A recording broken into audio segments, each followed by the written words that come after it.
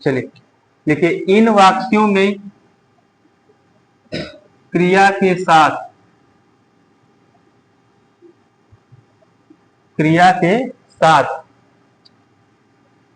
ता है,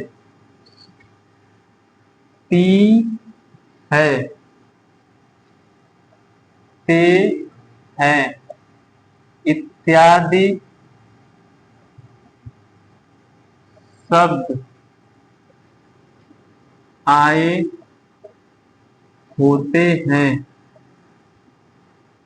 ठीक है, यानी कहीं भी अगर प्रेजेंट इंडिफिनिट टेंस का हिंदी वाला वाक्य है तो उसकी पहचान क्या है कि जो वाक्य में मेन वर्ब है यानी क्रिया, ठीक है, उसके साथ क्या जुड़ा रहेगा, ता है, ती है और ते है। जैसे राम क्रिकेट खेलता है, तो उसमें क्रिया क्या है, खेलना क्रिया है, उसके साथ में क्या जुड़ा है, ता, तो वो कौन सा टेंस होगा, प्रेजेंट इंडिफिनिट टेंस।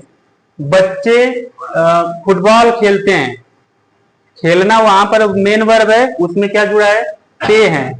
ठीक है, तो इस तरह के जो सेंटेंस होते हैं उनकी पहचान होती है कि ये कौन से सेंटेंस है, प्रेजेंट इंडिफिनिट टेंस के सेंटेंस है। ठीक है, अब हिंदी वाले वाक्य तो आप पहचान गए, इंग्लिश में ऐसा जो वाक्य लिखा है जिसकी पहचान है प्रेजेंट इंडिफिनिट टेंस, उसको कैसे पहचानेंगे, तो आप लिखिए अंग्रेजी वाक्यों की पहचान।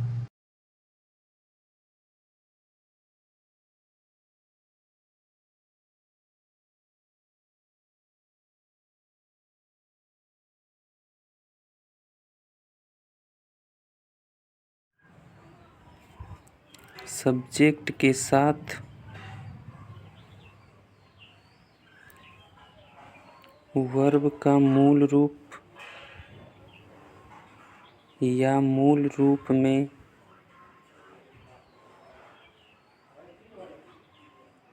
यस या ईएस जुड़ा होने पर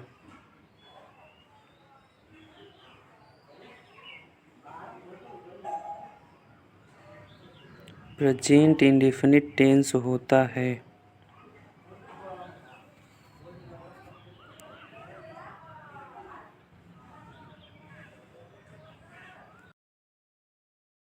मूल रूप में कुछ वर्ब जैसे गो, कम, ईट, स्लीप, तो प्रेजेंट इंडेफिनिट टेंस में हम इन्हें मूल रूप में या फिर इसमें एस या ई एस जोड़कर प्रयोग करते हैं।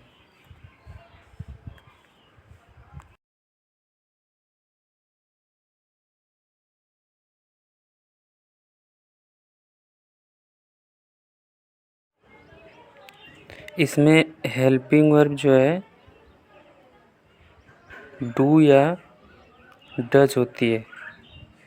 डू मूल रूप में है और डज में डू के साथ ई एस जोड़ने पर डज बना है।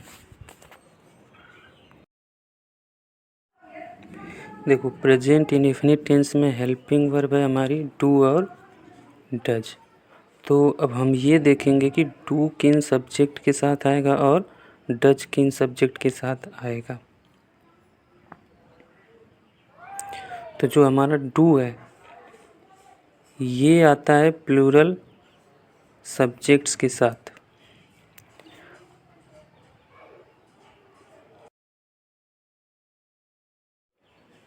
इसके अलावा पर्सनल प्रोनाउन में जैसे आई, वी, यू, दे के साथ भी हेल्पिंग वर्ब डू आता है। और डज ही, सी, इट,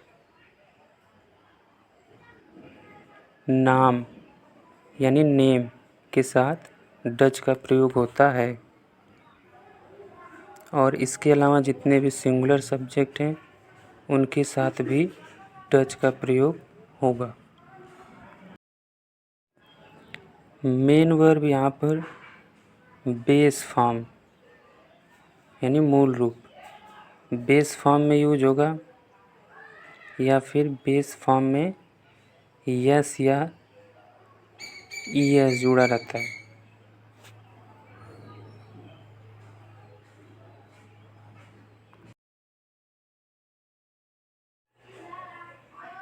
एक बार फिर देखिए, जितने भी सिंगुलर सब्जेक्ट हैं उनके साथ वर्ब जो आएगी वो वर्ब सिंगुलर वर्ब आएगी, यानी उसमें एस या ई एस जुड़ा होगा। और जितने प्लूरल सब्जेक्ट हैं उनके साथ जब वर्ब का यूज होगा तो वर्ब प्लूरल फॉर्म में यूज होगा, यानी इसमें एस या ई एस नहीं जुड़ा रहेगा। एक कंसेप्ट और देखिए, नाउन में हम एस या ई एस जोड़ते हैं तो बनता है प्लूरल नाउन।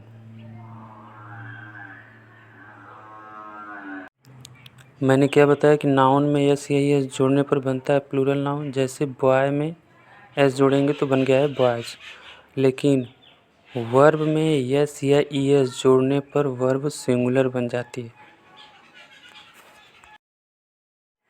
अब देखिए प्रेजेंट इंडेफिनिट टेंस के सभी स्ट्रक्चर।